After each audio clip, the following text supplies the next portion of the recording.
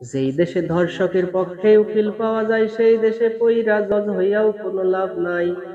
মুসলমানদের দেশে যদি আলেমদেরকে বন্দী থাকতে হয়, সেই দেশে রাজনীতি কইরা নেতা হইলে জনগণের কোনো ফায়দা নাই।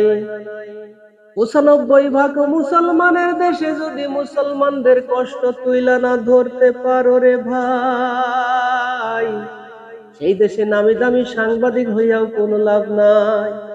জাকাত না দিয়া সুদ খাইতে খাইতে দেশটারে করছো ছারখার।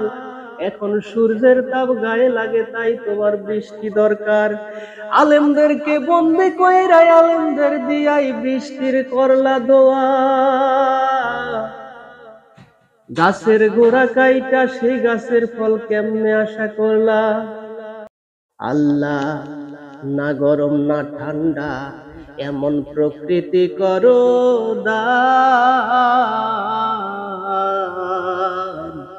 আমরা তোমার অবুঝ বান্দা, তুমি তো মহান।